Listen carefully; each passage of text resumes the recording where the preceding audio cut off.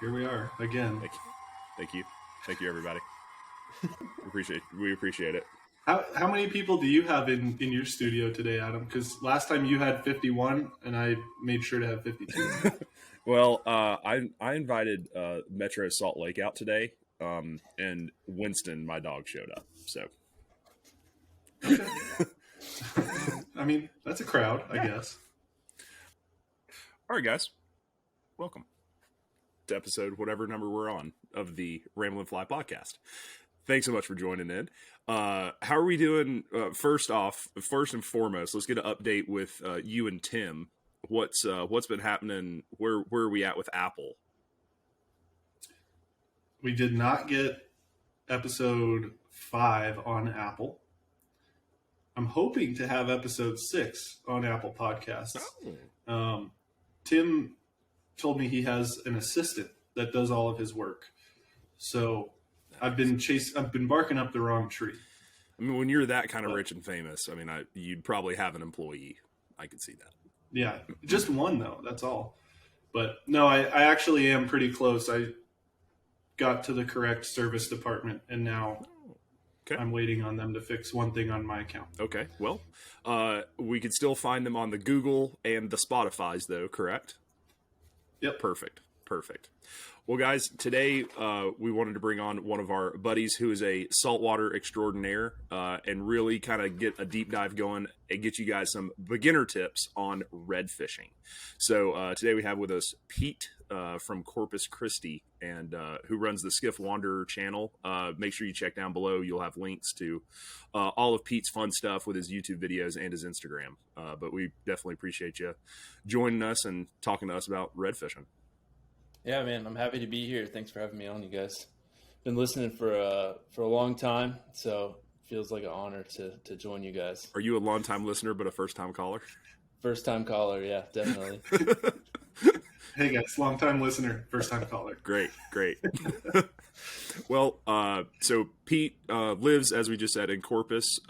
He has a really great YouTube channel where he puts out a lot of instructional stuff, some cool stuff. Make sure you check him out and follow him. His Instagram's got a lot of cool stuff on it as well. But Pete's really been growing a lot in the saltwater market and wants to kind of start transitioning into some travel stuff, some kind of booking some guiding stuff as well. So anyways, a lot of cool stuff coming up from Pete in the next year, huh? Yeah, no, we got this year. I'm hoping to make it out of the country, but still haven't finalized anything with that. And then got a couple bigger trips planned that I'm pretty pumped about. So camping, and then some just checking out some new locations. I'm supposed to leave on Monday. I don't know when this will come out, but I'm supposed to leave pretty soon to go over to Florida, spend a few days chasing some big redfish over there, and then hopefully find myself some snook and some tarpon. Snarping. What's snarping fishing? That's awesome. Vocab word of the day, snarping. Yeah. That's cool. Yeah. Well, we certainly appreciate you penciling us into your busy schedule. But as we said, Pete does a lot of cool stuff down in Texas. So we just wanted to talk a little bit about some of the conservation that's going on, what's kind of current events in Texas coast and saltwater world right now. And then after we kind of tell you about maybe some of the stuff going on there, we also wanted to bust into some of the top red fishing tips that we have. So when you guys finally decide to book your first red fishing trip, or maybe you've been a couple times and you just want to get a little more proficient, Pete was nice enough to put together 5 tips for us for kind of what to look for and kind of gear, flies. We're going to cover a little bit of everything for you. So anyways, Pete, you want to take it away, kind of tell us what's happening on the Texas coast? Yeah, so kind of a couple of things right now. One is the sea trout bag limit is getting changed, or there's a proposal to change it. I was able to go to one of the hearings the other day, which I don't know if you guys have ever had a chance to go to a public hearing in regards to basically any kind of legislature that's getting changed. But if you haven't, you definitely should. It's pretty cool to see the whole process. So basically what they're trying to do is they're trying to lower the bag limit to leave more breeding stock in the water. We had a really bad freeze last year and killed a lot of fish, a lot of the sea trout. So they're just trying to bring the breeding stock numbers back up in the next couple of years. I think that late February or March is when the final rule will get presented to the commissioners, and we'll hear something on that. The way the rule's set up, I think, is really cool, though. It's actually got an expiration date, and then the rule will go back from a bag limit of 3 sea trout back to 5. And if at the time Texas Parks and Wildlife feels like it needs to stay implemented, they're gonna they have to go through the whole process. So there'll be hearings again, and which I think is pretty cool that it's not a permanent change, and then in order to make it more permanent, it's got to go through public hearings, and everybody will have a chance to kind of give their input on their thoughts with what the bag limit should be and how it's affecting things. Yeah. So I remember from that freeze when I went down there, it's pretty interesting to see like the mangroves were pretty much there was a lot of dead, grass, a lot of the like stuff that's out there in the bays and in the kind of in the backwater. A lot of it was dead. It was a pretty interesting sight. It's been weird all summer. You'll be out there in shorts and in a t-shirt, and you look out over the marsh, and it looks like it's late fall or even wintertime. And I can tell you right now with the mangroves, I've been seeing around me. I've been seeing a lot of them starting to come back. We are supposed to hit some freezing conditions tonight, potentially. So I think the long-term forecast is calling for another big freeze on the Texas coast. So fingers crossed that we avoid that, and we can start seeing our mangroves come back and our fish population start bouncing back really good. For sure. Luckily, the redfish have held strong through it. All the ones that we've been catching have big bellies, nice size. So I don't think they got hit quite as hard as the sea trout. So it's been. Do you know if it's frozen much in the past? Like maybe the past 10 years, how often it freezes? The last big freeze where they had to take action was 1983. So that's a long while ago. Yeah. Dang. So how often do you fish for sea trout? I mean, obviously a lot of people would think that might be like a spin fish kind of thing down there. But I mean, do you target sea trout much with a fly? Not as much as I should. This time of year would probably be a really good time to go out and start targeting them. I get too excited about redfish. And so there's a little bit of an overlap, but generally where I'm looking for redfish, it's not really good habitat for sea trout. Yeah. But I've seen some really nice ones. Kind of when we get to the edge of flats, you have a good chance of seeing them. Normally when I do see them, I've got the wrong fly. So that's always good, right? Yeah. Perfect. Standard practice. They're definitely fun to catch. I've caught them on a fly, but I'm the same with you. Anytime I'm in redfish country, I kind of put blinders on and kind of just focus on the reds. Yeah, for sure. Well, cool. And so I also heard there was some stuff going on with the like oyster bed population, some conservation stuff there. Do you know kind of what's happening? Yeah, so that's kind of the bigger issue, and there's actually, what's today? The 26th. There's going to be a hearing on some of that in the legislature about changing some of the laws of that. So basically, what's been going on is the way that commercial fishermen harvest oysters along the Texas coast is they use a method where they basically dredge the bottom, and what happens is over time you keep doing that, you're pulling the reef up with it. So that reef is basically dead oyster shells, and then the new oysters will come and they attach themselves to the reefs, and they can takes decades to build them up to the levels that they were previously at. Right. A lot of the stories I've heard is some of these reefs, you used to be able to wade fish, and now you're about chest deep in water when you're trying to wade fish them. So it's just not sustainable. And then the next big issue kind of with that is none of the oyster shells really making it back to the reefs. So they're constantly getting depleted. I could probably speak for way too long, but Mm-hmm.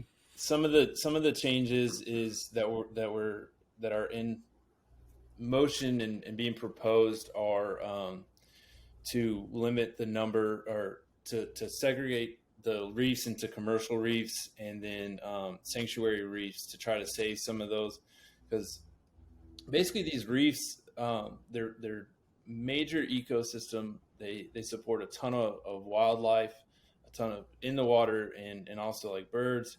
Yeah. And so as we lose them, we're losing a lot of habitat for our fisheries.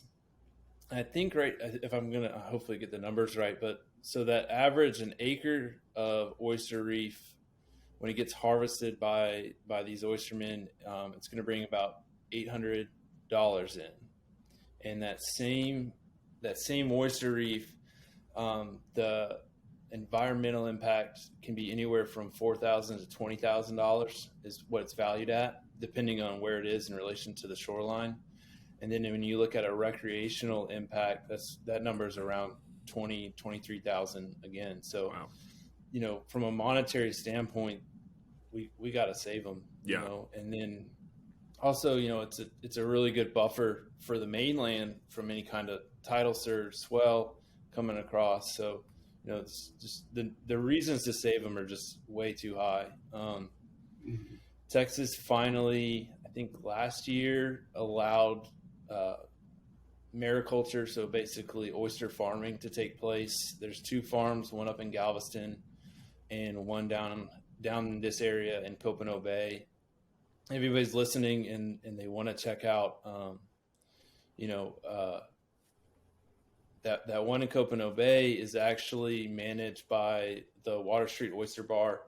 So those guys, they go through about 600,000 oysters a year, and they realized they needed to try to do a more sustainable job of providing oysters. So they went out, fought hard, got permission to farm, and then they have I think they've got the first permit or the second permit, and they've got oysters in the water growing right now.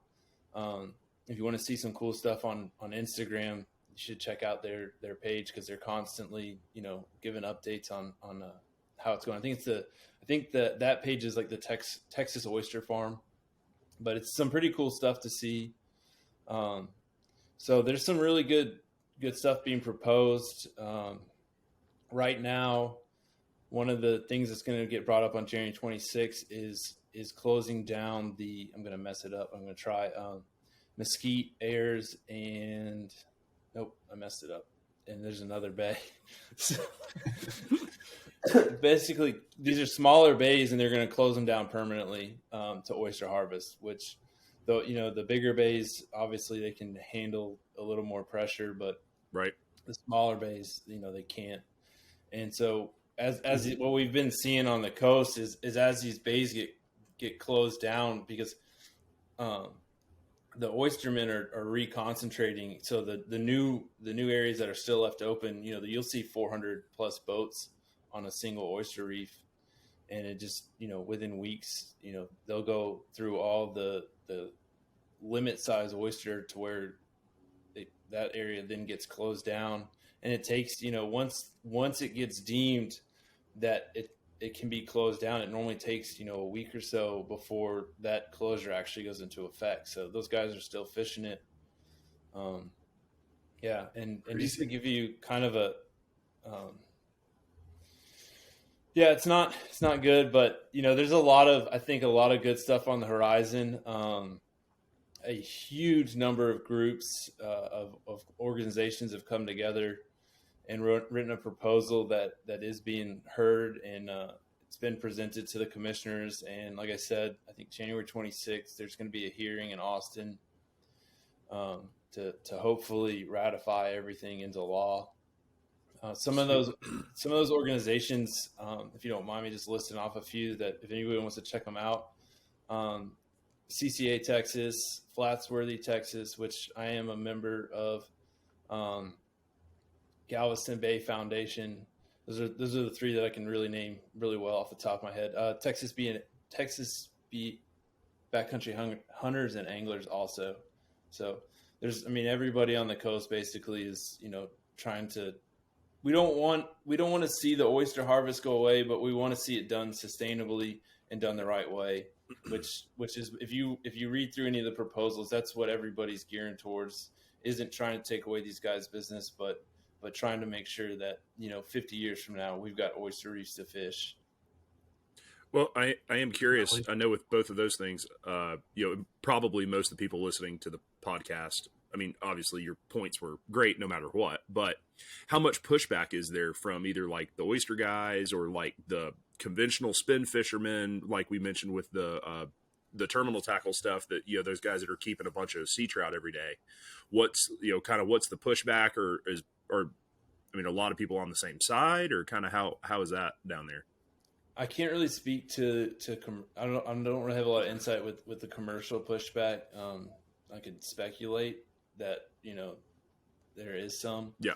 Kind of what I've been keyed in on is the pushback is mariculture will never work in Texas, which is one of those like kind of, for me it's like, well, it works in every other state that they do it. Why wouldn't it work here? I really think that once these farms that are in place start producing and everybody sees the benefit of it, it's going to change the game a lot, and you'll see a lot more of those oyster farms pop up. In terms of like recreational, we're pretty much across the board. We're all on the same side of we want to see it done sustainably. Sure. Well, I've also heard. I don't have any exact examples. I should have looked it up, but I know like in the Northeast somewhere I saw they were putting out like big concrete kind of like a artificial reef for them to kind of grab onto, or like I know there was also some stuff where they were growing them in they'd have these big concrete blocks in like a tank. They'd get the oysters to go ahead and start kind of attaching themselves to it, and then they'd move them from the tank out into the bays. Is there anything like that? So right now that is one of the things that Texas still needs is a hatchery, basically, for growing our own locally oysters that are kind of raised more in this environment. Right now, the oyster farms are allowed to bring in oysters from other states. There is a deadline. I couldn't tell you what it is. So we're hopefully by the time that we reach that deadline, we'll have a hatchery in place to take care of those local farms, and then also a lot of those hatchery oysters will go back onto public reefs to help them out as well. Cool. Well, right on. You did an episode on your podcast not long ago about this, right? A little bit deeper of a dive. Yeah. So I did an episode. I sat down with Shane Bonneau. He's the advocacy director for CCA Texas, and I know he does some stuff with National, and he did an amazing job of we talked about oyster issues in the U.S. We talked about the life cycle of oysters, the value put on oysters, and then went into way more in depth into a lot of the solutions that have been proposed. Yeah, definitely. If you guys want a really good listen, that is I think it's an awesome podcast. I mean, I did it. So, check out the. But if you wanna listen, Shane is so a little bit quick background with Shane. Shane, he actually got his master's studying oysters in mariculture, and then spent some time up at Virginia Institute of Marine Science, VIMS, and he helped with the Virginia oyster program in the Chesapeake and Delaware Bay systems, which I think early 2000s they basically reached a breaking point up there, and they're now 20 years later they're just starting to really see everything come back to where it was. So I mean that kind of also gives you a timeline for how long it takes to right this mistake that we've got. Mm-hmm. Gotcha. Yeah, well, that makes sense. Yeah. Well, here's a little link to the podcast. If you want to go check out the oyster stuff, go ahead and hop over there, listen to that. Adam, I think you were saying something. Yeah. Go check that out if you want to deep dive into the oyster stuff for sure. Pete knows his stuff, and his podcast is pretty great as well. So go do that. Well, yeah, do it. Y'all want to move on to something a little more fun? Not that wasn't fun, but I don't know. It was I appreciate you guys. It was a little down. It was it was a little touch and go there. I almost cried once or twice, and I'd rather move on to something a little more fun if that's okay with you guys. So Pete is a master, incredible redfish angler, but so he put together a couple tips for us. We wanted to go through, like if you're still pretty new to red fishing, if you've never even been red fishing before, kind of what to expect, what you could practice.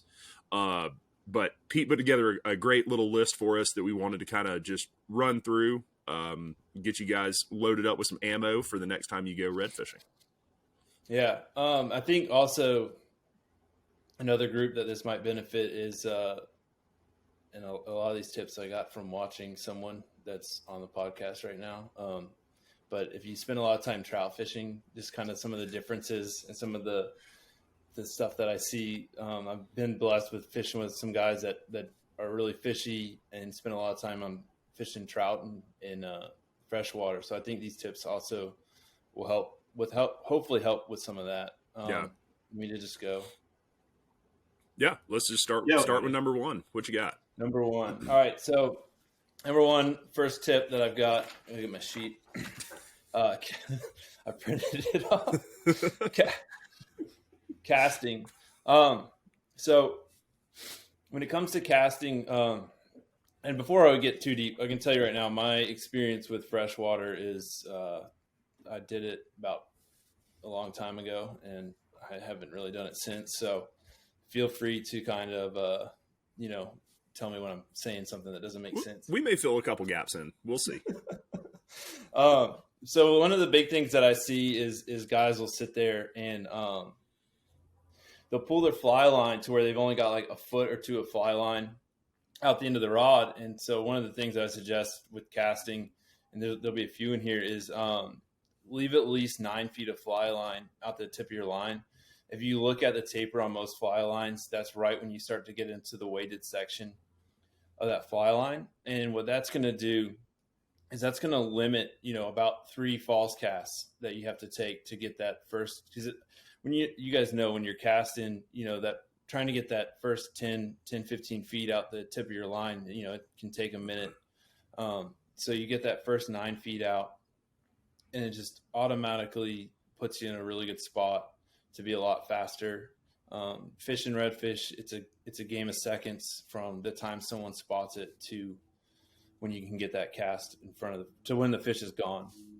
The next thing is when you're practicing, when you're getting ready, preparing yourself. The number that I was told was 2 false casts, 80 feet of line out.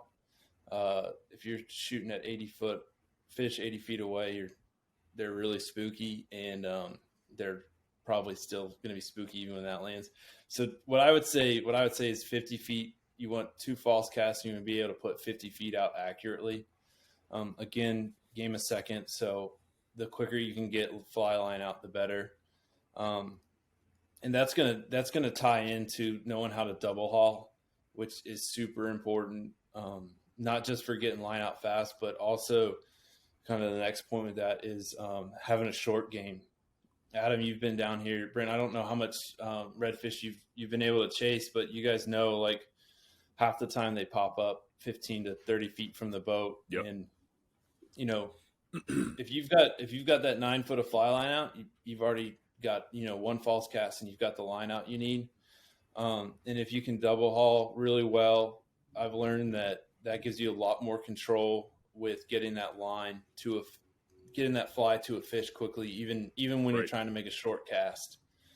And the good thing about everything you've just said is that that's all stuff you can do at your house before you ever go. That's backyard. That's casting, a few times a week, and just practicing that stuff, either out in the street, in the backyard, or at a local park or something. That's everybody could access a spot that you could practice that. And go ahead. Yeah.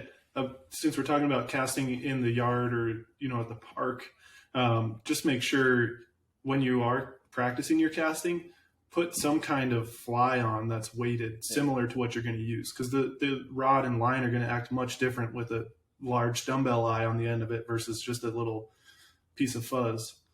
Yeah, so for sure. And one of the things that I actually do when I was trying to nail down the fundamentals of double hauling and then even a short game, a couple of like practice things. One is use a lighter fly rod. Use a 4-weight, use a 5-weight. You don't need to break out your 8-weight to practice double hauling. It's going to be a lot easier on your arm, especially when you're just trying to learn fundamentals. It's not, break out the 8-weight. Definitely, so you get used to the feel of the rod, but don't be afraid to practice all this stuff with a lighter rod. Yeah, that's a good point. I still want to try this. One of the things when you're practicing, if you've got a buddy, what you can do is get a group of tennis balls and then have them stand behind you and then just chuck those tennis balls, and that kind of gets you ready for getting that cast down quick. Now, I don't have any friends. Do you have any? My dog just chases the tennis balls, so it's useless. You can't do that one in the backyard. No, I gotta. She goes crazy whenever I break out. If I was moving fly rods the other day and she started going crazy. I was like, no, we're not gonna go. We're not going fishing. Sorry. But then, so with accuracy, one of the things that I also see is people they'll try to put that fly, right on top of the fish, which probably 90% of the time that fish is he's gonna be in the next county as soon as that fly lands. Generally, what I try to do is 2 feet past and 2 feet in front. You kind of have to get a feel for how the fish is swimming and lead them like you would if you're duck hunting. And then what you want to do is with that fly is basically you're trying to paint one of these on his face. You're trying to get right underneath his nose to where he doesn't even have to think about, he doesn't have to try to chase it or anything. It's an easy meal for him pretty much. Yeah, that's. I think one thing that took me a while to understand is I was always trying to cast the fly right in their path. I wanted the fly to land right in the path. But what I didn't realize is when you land the fly, it sinks and drags closer to the boat. So when you say cast 2 feet past the fish, that's probably to allow it to swing down into their swimming line. Yeah. That helps with that, definitely. And then honestly, it kind of ties into point number 2 with a little bit, which is talking about fly selection. So the other reason is you want that fly to look like whatever bait, whether it's shrimp, crabs, minnow, that it's imitating, so you want it to have that swimming motion that mimics whatever fly you're using at the time. So yeah, I guess we just roll right into fly selection. Yeah. On that, the biggest thing that it took quite a while for me to get down is it's more 3D than what a lot of people would do, because it's not only do you have, you got to get it in front of the fish, but then you got to take into account the depth, which I know we're about to talk about, but like with your cast, being able to, kind of adjust quickly to where you're going to cast. Obviously it's really great to be able to pick out a spot, and land a fly, on a dinner plate or something at 50 feet. But do you have any like casting drills for us to like, because honestly for me, that was a hard one. If you're laser focused on trying to land a fly here, honestly for me, when you get to the salt, that's if that's what you practice, that's what you're going to end up doing. So do you have any casting drills for that? Not one of the things. I mean, I guess this is just off the cuff, but one of the things you probably could do is if you're doing like that tennis ball drill, have your buddy call out like, oh, he's swimming right, oh, he's swimming left, so that you get used to landing it, on to his left or to his right. Yeah. Or you could even say he's swimming at you, he's swimming away, and just so you practice, landing it a little bit in the area, but not on top of them. Yeah, I think that's super important because if you're, if you practice all the time hitting the plate or hitting the, the tennis ball, then when you get out there and your buddy's yelling at you from the back of the boat and you're hyped up and you just saw your first red, chances are I think you'd botch that cast because you'd land it right on his face. I can tell you I'm really good at that. Oh, I might be the best at that. We'll have to see. Well, but anyways, that's to me, that was one of the biggest things is that I'd spent all my time, especially streamer fishing on rivers or whatever, like, okay, here's this log. I want to hit that log, or, especially if you're, like we said, there's a fish, maybe eating in a current and you're going to cast a dry up in front of it, casting it, getting it kind of set and then floating into the fish versus, it's definitely kind of flips it to something you've never really done, which is where you see the fish come in, it's, on a trajectory path and you're trying to figure out how to get your fly in front of it. So, yeah. And picking up, like if you're casting, that first shot's going to be 50 feet and then maybe the fish moves from 12 o'clock to 10 o'clock, you might have to pick up a 40-foot cast, turn it 20 degrees to the side and make a 40-foot cast. So practice picking up a lot of line and laying it back out instead of stripping all the way back in and then restarting your cast from that 9 foot. Because it's pretty unlikely that you're going to get multiple shots on the same fish and still be able to strip all your line in and restart your cast. Yeah. And that's definitely where having a good double haul it helps out a lot, is picking up a large amount of fly line. Right. Cool. Well, I know you kind of mentioned it. You alluded to it. You want to go on to the number 2 fly selection? Fly selection. How to pick a fly? There, we kind of use this saying. I don't know if you guys heard it. Match the hatch. I don't know if you guys do that at all. I don't even know what that is. I don't know what that is. So basically, what that is you look at like what's in the area at the time, and you base what you're going to use for a fly off that. Sometimes you have to turn over. No, wait, that's freshwater fishing. We turn over rocks. No, so hold on. That I don't use that because mostly all I ever use is just something big, chartreuse, and like nymphs. No. Eggs. Yeah, just uses it's just eggs. all year. Well, but they eat eggs all the time. Doesn't matter if there's eggs in the river or not.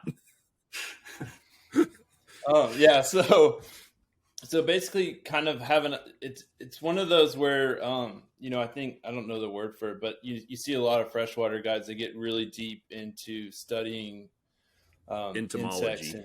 Yeah, that's the word. There you go. Vocab word of the day. So number 2. So kind of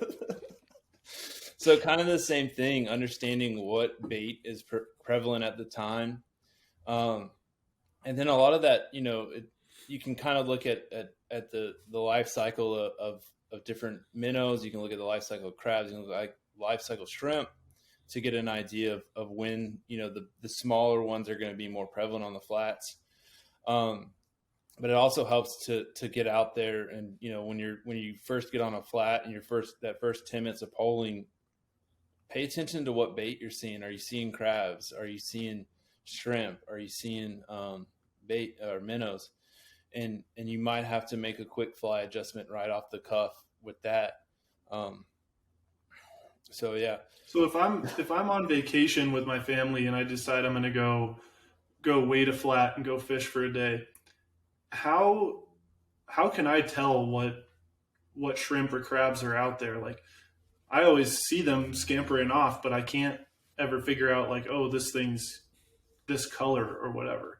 Is there any tricks to that? So one of the things that you could do is that I highly recommend is stop by the local fly shop, talk to those guys about what's working in the area at the time. The fly shops, saltwater fly shops, I think they're a lot like kind of everything I've heard about freshwater fly shops. Those guys love fly fishing. They love talking about fly fishing. They love helping everybody out. So stop by, talk to them, tell them, kind of what you're doing. You might get some areas to go check out. You might get a better idea of what flies are working or not working. And then when it comes to coloration, generally what I'll do is I start out with just basic natural colors, a lot of tans, And then base my color selection more off the water clarity than off of looking exactly like, a specific crab or a specific shrimp. Because generally, like if there's shrimp, you're going to find a variety of shrimp on a flat. You're not going to find just, this is the white shrimp flat, so we got to make sure we're using white shrimp. You'll find a little bit of everything mixed in. Especially when we start fishing crabs and shrimp, a lot of the patterns we use can be mistaken for both. I should have brought a fly box in so I could show you guys some. But a lot of the flies that we'll use, 1 minute it can kind of look like a shrimp swimming through the water. It could kind of look like a crab swimming through the water. If you let it sink to the bottom, it'll look like a crab trying to stand his ground. But then as soon as you move it, it goes back to looking like something swimming. So a lot of stuff we use are like seducer patterns or toad patterns where they got a really big body hackle and then a nice tail out the back. And then like when I'm tying seducers up, I'll generally kind of make the tail split so that when it sits down on the bottom, those two ends of the tail will kind of separate away from each other. And I mean, it doesn't look exactly like crab claws, but if a fish is moving quick, he might mistake it enough to get an eat off of it. I definitely needed all of that information because I only tie on one fly, and I only ever need to fish the Mobile Leprechaun. I don't need to do all that. Well, I got one sitting right next to me. But the funny thing is, talking to you about that, Pete, is not any different than on a trout river or a bass river, whatever. I mean, that's just not that it's not a great tip. It is a great tip, but I think it's interesting that how universally important that tip is. So I think what plays more into it that from what I've seen though is how you work the fly, which I think is way more important. If you get a decent looking fly, but you're stripping it in wrong, he's not going to care about it. Right. You could have the perfect fly. So generally, like what I would suggest with that is kind of study how a shrimp moves, study how a crab moves. A crab's going to pick up off the bottom. He's going to make one giant jump through the water and he's going to land back down. So if we're working crab patterns, we let them set on the bottom and we pick them up and we move them. Let them set on the bottom and then we pick them up and we move them. If you're fishing an area that's more predominantly the fish are going after minnows, you're going to want those short ticks to keep that fly constantly swimming. Yeah. A lot of the flats that we're fishing here, we're fishing more shrimp and crab patterns. So it's a long, slow strip to kind of give it the right movement. Sure. And that's one of the things I've seen with guys even coming over from Florida where they're used to fishing more minnow concentrated areas. They'll start ticking like that and the redfish here don't like it. So definitely pay attention to what the predominant bait or food source is, and then how that food source moves through the water, and make sure you're moving your fly in that correct manner. And how important is like reading the fish combined with that? Because obviously you can study and know how a crab or a shrimp moves, but sometimes the fish will make a move or it'll turn and you might do something that's not natural for a crab that'll grab their attention again. How do you begin to read the fish's actions and translate that into moving the fly? Missing a lot of fish. Doing it wrong a lot. Doing it wrong a lot. Yeah. Honestly, like that's one of those that it just takes time on the water and time watching them. Generally, one of the biggest things that I'll see is anglers, they'll stop moving the fly or they'll change how they're stripping it. And that's going to be a big turn off to a redfish. Crab that's running away isn't just going to suddenly stop and sit in the middle of the water column. Right. A minnow swimming away isn't going to suddenly stop and turn around and decide he's going to hold his ground. That's one tough minnow. The other thing that you'll see a lot though is you'll see the redfish. They'll come up and they'll kind of take a sniff at the fly. They'll give it a really good hard look. And if you see something like that, I'd say change the fly. Yeah. That's not the fly for the day. A lot of times we'll run into that issue when it's a lot calmer or the water's super clear. And that's when we'll start breaking out flies that, like mesh. We'll have to start breaking out like mesh crabs and stuff that look really realistic, because those fish are just, they're on edge. They're being hypercritical of how you tied your fly. So if you see them stop and they take a really good hard sniff, then yeah, that's not the fly for the day. Get the refusal, keep moving. Yeah. One of the things for me that I've run into a lot when picking flies for saltwater stuff, and especially was pretty interesting is going to fish with Pete in Texas, is the weight of the fly is to me one of the biggest things for picking the right fly. I think that's what I give you the most shit for. Yeah, you do, because I want to use heavy flies. I like fishing stuff that it makes it. I mean, I'm trying to cheat, but it makes it a little easier because you don't have to calculate as the drop as much. The time that it takes to drop in the water column. There's less calculations if you use a heavier fly, but it's going to hit the water a little harder. It's might going to sink down in the sand or the grass a little more than a lighter fly would. You want to? I know you've got it on here. You want to talk about like weights a little bit and kind of what you like? So, one of the first things that I'll do when I pull up to a flat is either I or whoever I got on the bow. One of the things you can do is just drop the fly in the water and then just do a count to how long it takes to get to the bottom. And then, if you get into that like 3+ second range, it's probably going to take too long, and it's good to go with something a little heavier. Well, and especially the deeper water too. On the flip side, they're not as spooky about having a heavier fly land. Right, yeah, because they're generally, if they're down a little bit, then you can be a little more aggressive in your approach to them.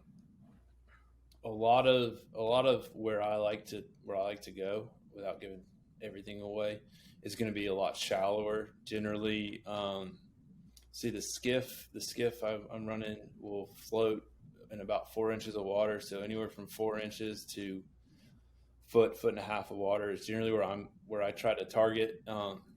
So a lot of what I try to use is a lot lighter. When you're looking at weights, like Adam was saying, you want it to be able to get down to the fish in a timely manner without spooking the fish. So you also have to kind of take into a little bit environmental factors. If it's a crystal clear, calm day, they're going to pick up on that fly hitting the water. If they're super aggressive, that's a good thing because they'll start looking for it.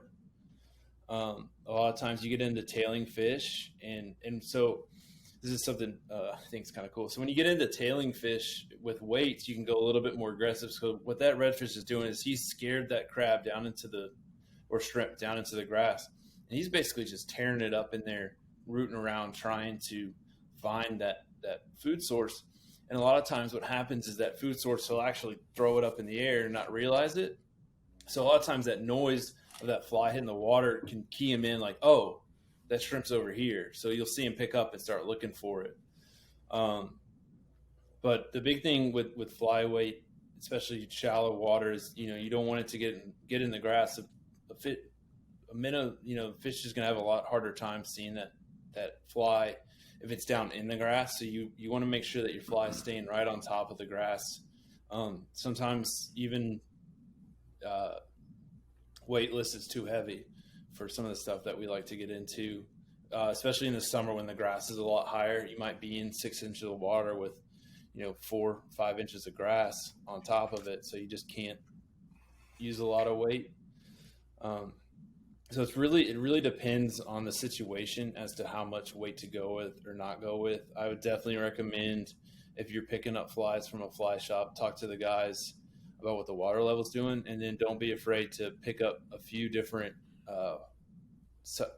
weight sizes. I think that's one thing that really doesn't really exist in the trout world or the streamer world or really any of the freshwater world, which is you go to a fly shop and you have a fly with, it's the exact same fly, the same size, the same color, the same everything, but it's 2 to 3 weights, weightless, shallow or heavy.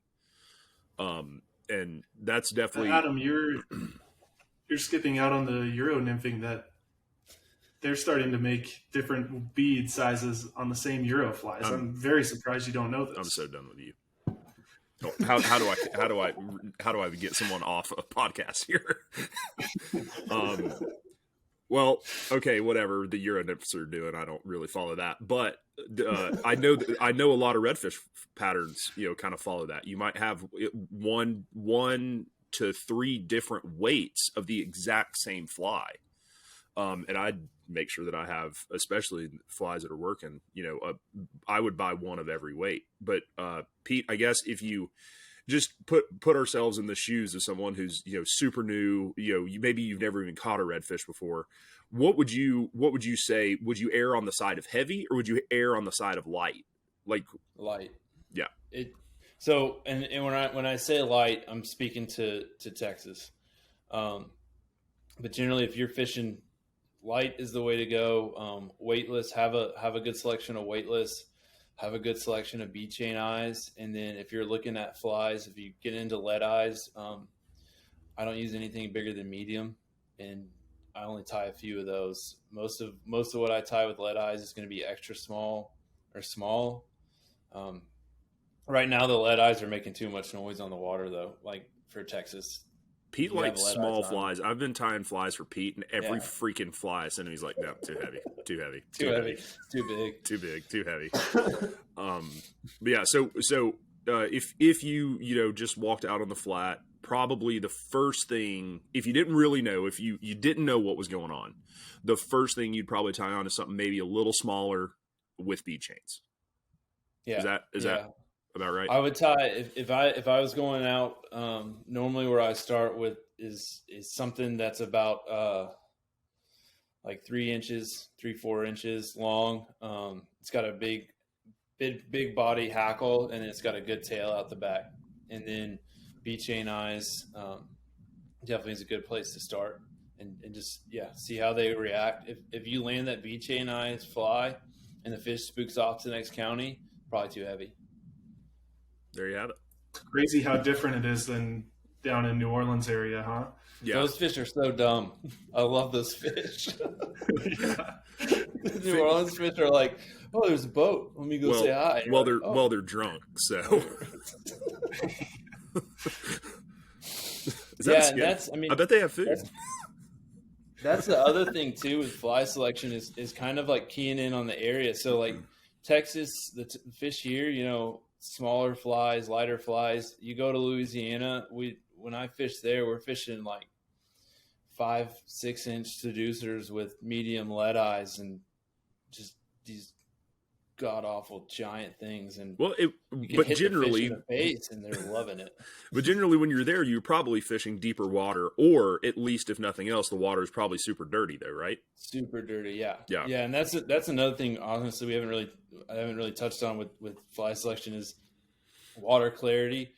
As your water gets murked up, definitely start switching to darker colors, your olive colors and your black colors, and don't be afraid to go a little bit bigger just to make so that fly has a larger profile in the water. And sometimes if the fish are being super spooky, being in a little bit dirty water helps out.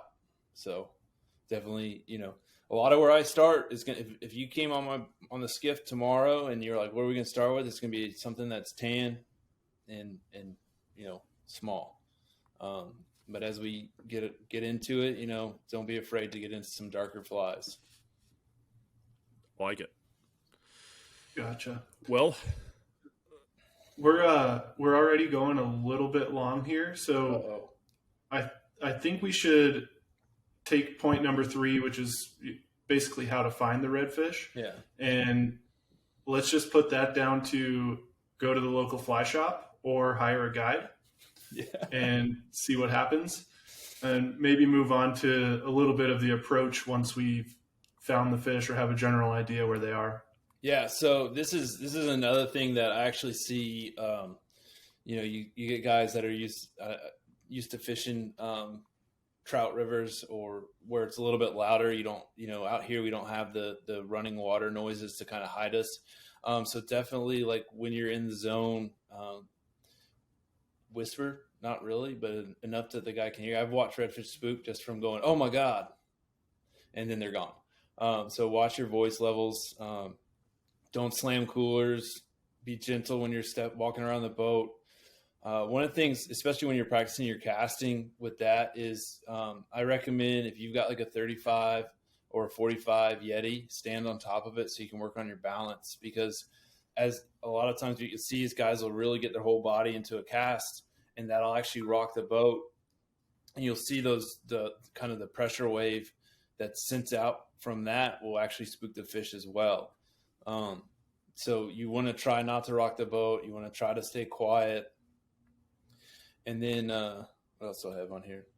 I think it's an interesting point. Try to hide the boat. If you're pulling a skiff, if you've got like a little grass island, don't be afraid to tuck and he's on the far side, don't go around the island, stay on the back side and make the cast over the island to where he can't see the boat. Crystal clear water, they can see the boat, they know you're there. So just try to hide a little bit if you can. What about like walking techniques if you are waiting on them? If they're in the area, slow down. So what I'll do if I'm wade fishing is I'll move kind of a little bit quicker, but if I know I'm making an approach, kind of that same mentality. If you're trying to sneak up on a deer, you spot him, then just start slowing down because, you're not going to send out as big of a wake ahead of you as a skiff is, but you're still going to push water in front of you.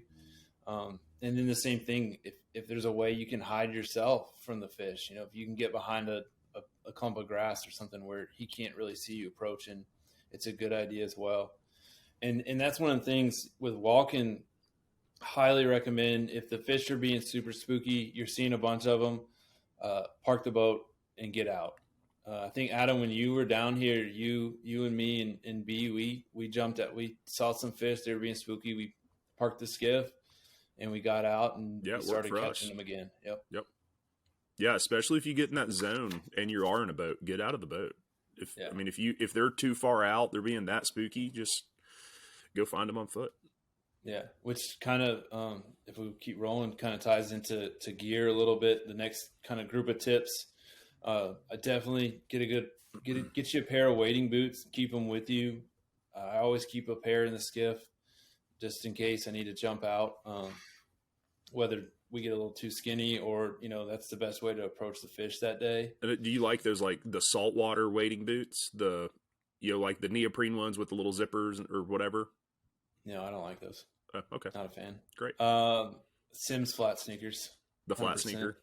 Yeah. I actually think they're really fashionable and you could probably wear them out in town.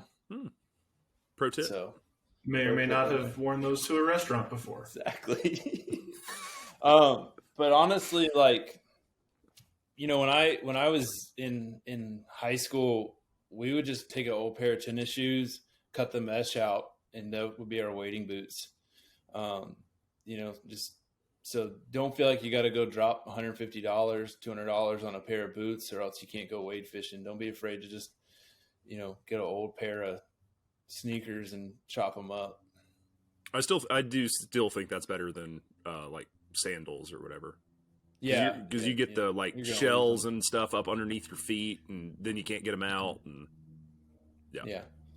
And then some other gear tips that you should have: polarized sunglasses, 100%, hands down. If you don't have them, actually carry a backup pair on the boat in case somebody loses a pair or forgets theirs, just because it's basically game over if you lose.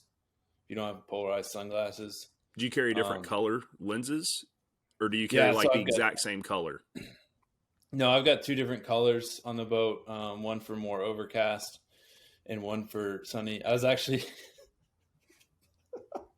the other day I couldn't spot any fish, I was having a really tough time, and my buddy Zach kept finding fish. And I was like, what the heck is going on? So I switched sunglasses, and I could see him a lot better. So, yeah, if you're gonna buy a second pair, don't get the same lenses. Yeah, in a game like saltwater stuff, I mean, I would have absolutely, if you have a boat bag that you're carrying with you. Obviously, if you're on foot, it might be a little different. But if you got a boat bag, I would have 2 pairs of sunglasses that have different color lenses. Yeah, it's yep. Yeah. And then that might be the one tip consistent through everyone we've talked to is like Adam, you carry an extra pair of glasses in your boat. Jake did, and now Pete is. Like that's probably the number one thing that's been consistent. Yep. Yeah. If you can't see them, it doesn't matter what you're doing. Yeah. And then actually, I don't have this on the list, but one of the things with and I know I've been giving Adam a hard time on this one. Those Hoodie Sun Shirts. Oh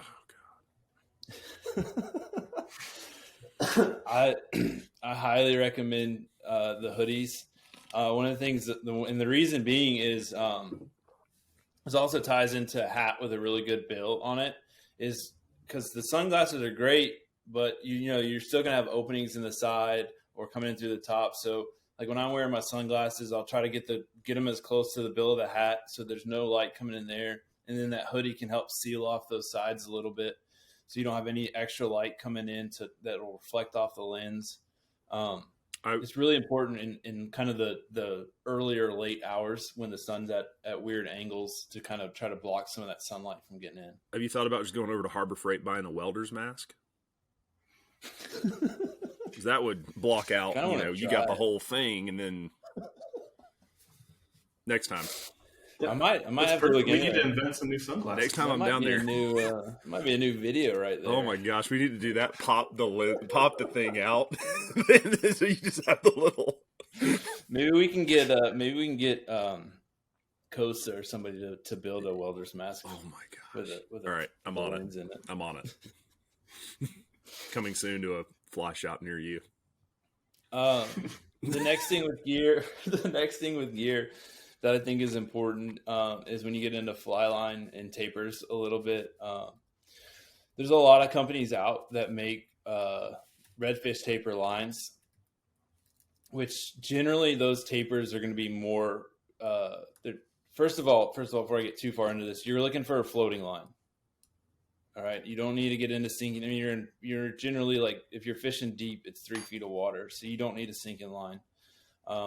Float line is the way to go. And then when it comes to tapers, I know that there's a ton of redfish tapers out there, and there's guys that have a lot of success with them. I tend to lean towards a bonefish taper. It's still going to have really good weight up front, but it's going to be a lot lighter landing on the water, so you don't get that kind of slap that a fly line can make on the water, just to kind of keep you a little more stealthy. But that's definitely something, if you're in a fly shop, talk to them about. Again, I don't know how much of that is personal preference versus, hands down only way to do it.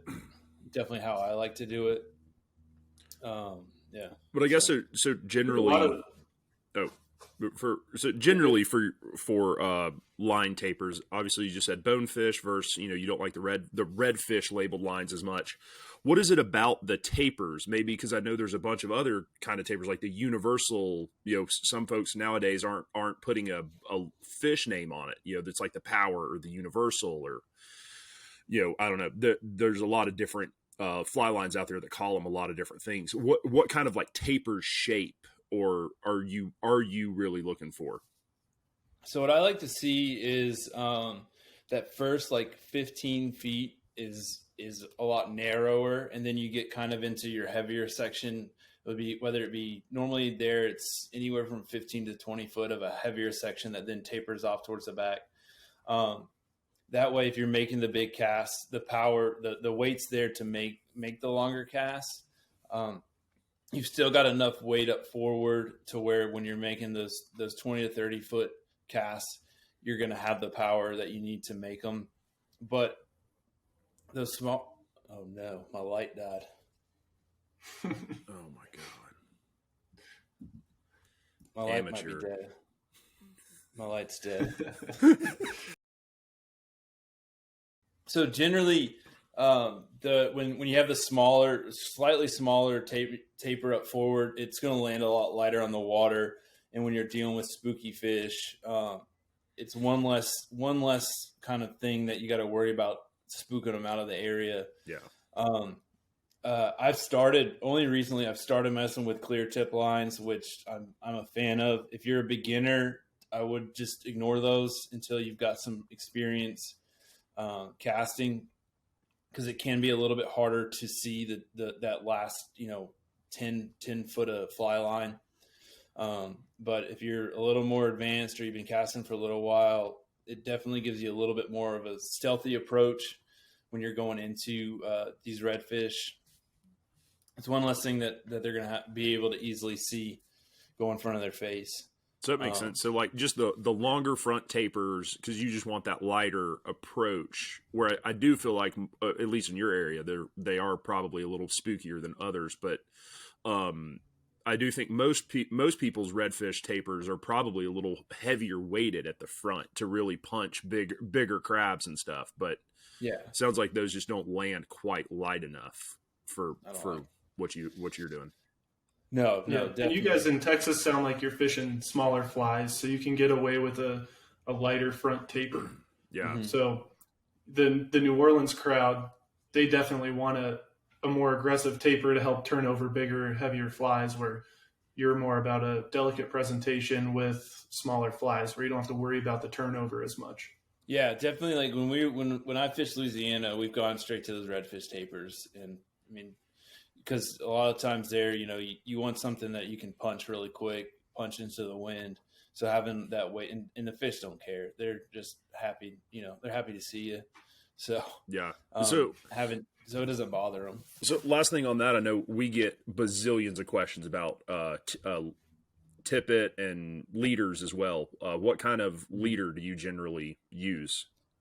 So I'll build a lot of my own leaders, and if you're going to build your own leaders, look at the fly line diameter at the end, and then what I'll do is I'll compare that to the diameter of mono for my butt section on my leaders. And generally, an 8-weight fly line, the end of the line is going to match up to a 40-pound mono. So the way I'll build them from there is I'll do 40, 30, 20. The 40 and the 30 will be mono, and then the 20, the tippet section will be fluoro, so that you get that little bit of a sink without too much sink. And then generally length, I'm looking at a 9-foot leader, and then 5'4", so 5 foot, 4 foot, 3 foot, which I think the math doesn't work out there, does it? That puts you around 12. That's a 4.32. It'd take me a minute. Hold on. That's my 12-foot leader. Yeah, when they get right. Carry the one. So that again. I like that tip. What about, is there so for the folks who are listening that might be a little more beginner than that, if they run in their local shop or whatever, they're going to place an order online before they go. Sounds like you said the last piece of your leader was 20 that you built, right? Yeah, I'll either do 20 or 16. So for folks who maybe aren't quite at leader building yet, just a full fluorocarbon tapered leader from any reputable brand that's 9-foot fluorocarbon down to 20-pound, or labeled as a 20-pound or like a 16-pound leader. Mm-hmm. Is that? Yep, that'd be the way to go. And then what I would recommend is two things. One, the plastic bag that it comes in, save that, because when you start building leaders, those things are awesome for throwing your leaders into. And then two, as you put different flies on and you start cutting away at that tippet section, I'll go in and tie a new tippet right on the end of those. So you can just learn your blood knot. It's a good way to practice your blood knots. Tie another, 2 foot of 16 or 20 pound tippet right onto the end of that thing, and you're good to go again. For some of those guys listening, I know, Pete, you don't know anything about this. The trout guys normally some people use a blood knot, but the like double surgeons or double overhand knot, I would not use that on a saltwater application. Learn to do a blood knot. If you are going to tie tippet onto a leader in a saltwater application, use a blood knot. And then, also like I've used double unis. When I still didn't trust my blood knots, that's what I was tying, was double unis. Yep. Which most of the guys, most guys know how to tie a uni knot. It's just tying 2 uni knots to tie your line together. So yeah, I think that helps. Your Instagram has a lot of instructional knot videos. Yeah. So they're super easy to watch, and go check that out if you're trying to learn some different knots. I've definitely referenced those myself. You're like, oh, hold on. Hold on. How do I do this again? Man, I hope I have that saved in my photos from where I uploaded it so that I can get service out here to rewatch that. Oh, yeah. That's great. And then, all right, we'll talk reels a little bit. 100% seal drag. I know you guys are way more. I think you guys can speak more into the technicals of drags than I can in reels, but seal drag, large arbor reels. That's what you want. You want something that can pick up fly line quick. You don't want to have to worry about salt eating away at your drag. So true. Adam, do you have anything to say about that? I like the cork. It's too much work. It is. It's more work. It's more work. It's not as easy.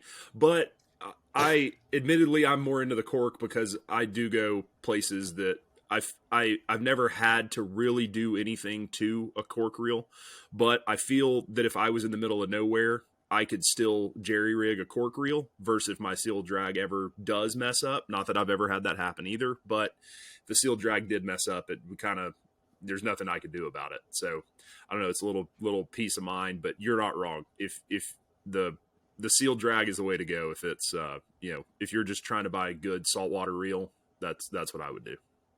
Yeah. I like the cork ones though. And then I think the last topic, which is rods, which for me down here, so Corpus, Eagle Claw mostly says that. Yeah.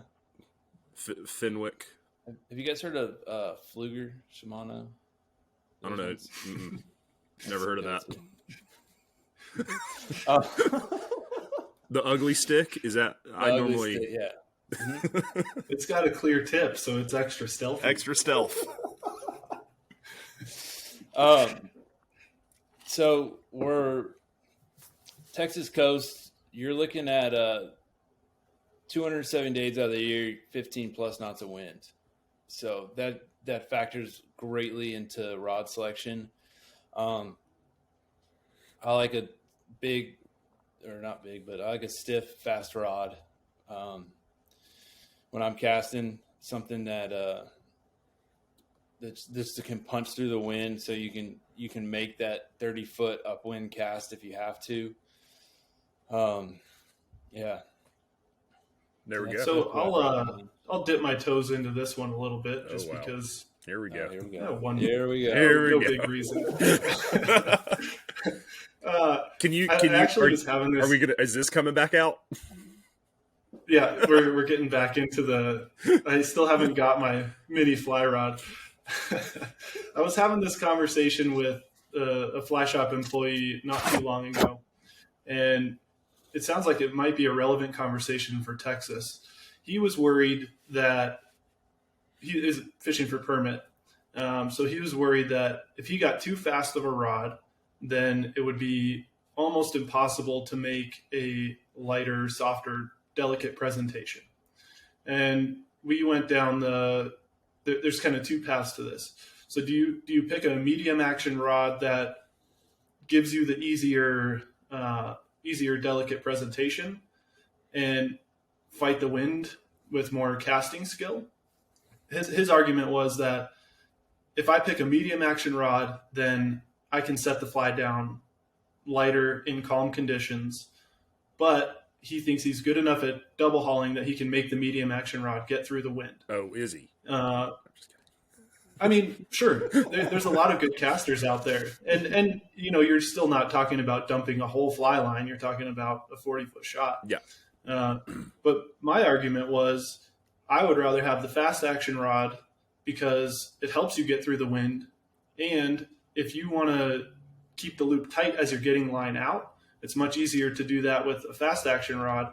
And when you want to open the loop up on that final payoff pitch, the delivery cast, then you just finish a little lower and open the loop up. And then you can still get that delicate presentation.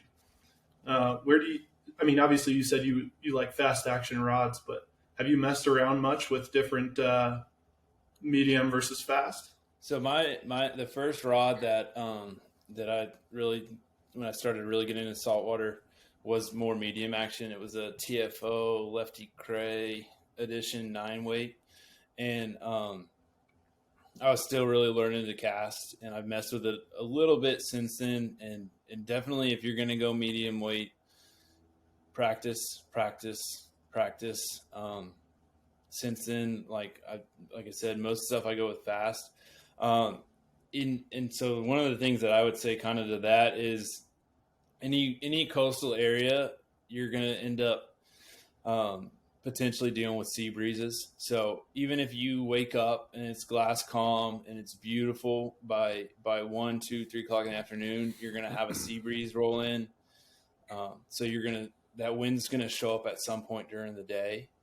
So what you might lose, that's gentler presentation, which I think, like you said, you can definitely practice making that softer, that fly land a little bit softer. You could look at potentially using a lighter fly to get that softer presentation, because eventually that wind will roll into the area. It's a coastal thing. It's going to happen, and you're going to want that fast action rod at that point. That makes sense. If you're practicing with the medium weight and you've got it down, go for it. Most of the guys that I fish with, we all like faster rods. Because even a glass calm day, by the end of the day, we're looking at 15 knots. Yeah. Mm-hmm. Good point. Yeah. In my opinion, it's possible to make a fast action rod have a delicate presentation.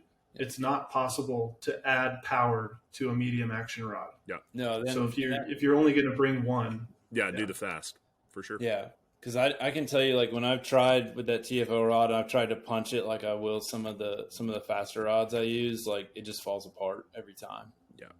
Mm-hmm. Well. Yeah. Sweet. There we have it. Well, I think that was a pretty good dive into red fishing. Pete, thank you. That was I definitely learned something, and hopefully all our viewers are learning a little bit as well and getting stoked to go chase some redfish down on the coast. I am.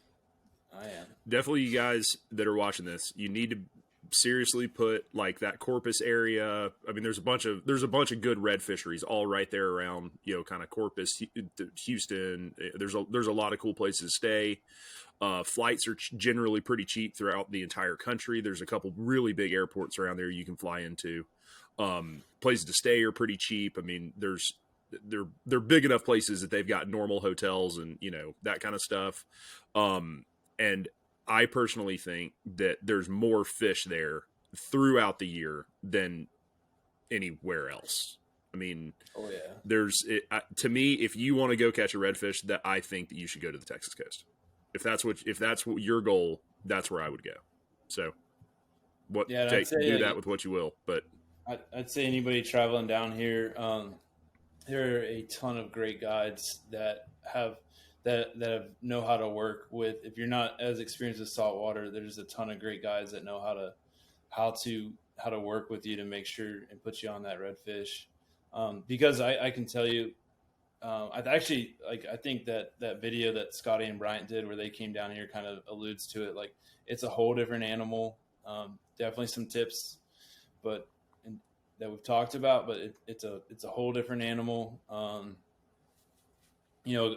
A good day for us is 2 or 3 fish in the boat. Yeah. So definitely, like, if you're coming down, manage your expectations. And I'd definitely recommend hooking up with one of the local guides and having them take you out and show you around too. Yeah, even if you're trying to ball on a budget, you don't have the money to, get a guide every day. At least pull your money with a buddy, go in on a guide for the first day, and then wade the rest of the trip, at least jumpstart, those flies, what kind of, water you're looking for, things like that would be huge. Yeah. And one other thing, don't get scared. Like hearing that you might only boat 1 or 2 fish a day might be a little discouraging. I promise you those 1 or 2 fish will be so much more exciting than a 30 trout day. Yeah. It is so worth it. Yeah. Just give it a try. Yes. You got to go do it. Got to. Well, Pete, thanks so much for joining us, man. We really appreciate you coming along for the ride. Hopefully we didn't bore you too bad with our antics. I don't know. But thanks so much for everyone who followed along. Again, Brent and Tim, I think, have a tea time next week. So they're going to try to hopefully really dial in, getting us on Apple. I don't know what their problem is with us, but we probably violate some rules or community guidelines. But Google, for some reason, let us on, and so did Spotify. So if you're interested in checking out that, also, we're going to have all the links to some of the things we talked about. We'll have a couple of Pete's pictures, some bio stuff, picture of his boat, so you can kind of see what he's talking about. You can see that on YouTube if you're watching this on, or if you're listening to this on Spotify or Google. Hop over to the BlueLineCo, and then there's a whole playlist of the Ramblin' Fly podcast where you can see those as well. If you would like us to cover a topic or have a question for us, hop over, shoot us a DM, shoot us an email, or I don't know, whatever. Go see Brent at the community center down in Denver. I don't know. Go down to Corpus and find Pete. He's there every day on his boat at one of the boat ramps. So run over there and talk to those guys. You'll see me Euro nymphing out somewhere, and come talk to me, and ask us a question like, "What are you doing? And why are you Euro nymphing?" Would be great. Anyways, but we really appreciate you guys following along, and we've got some continuations planned, but would love to get some comments, some questions from you guys, and some topics that you'd like to see covered for our coming episodes. So there you have it. Thanks, everyone. Nice to meet you, Pete. Thanks for joining us. Thanks, guys.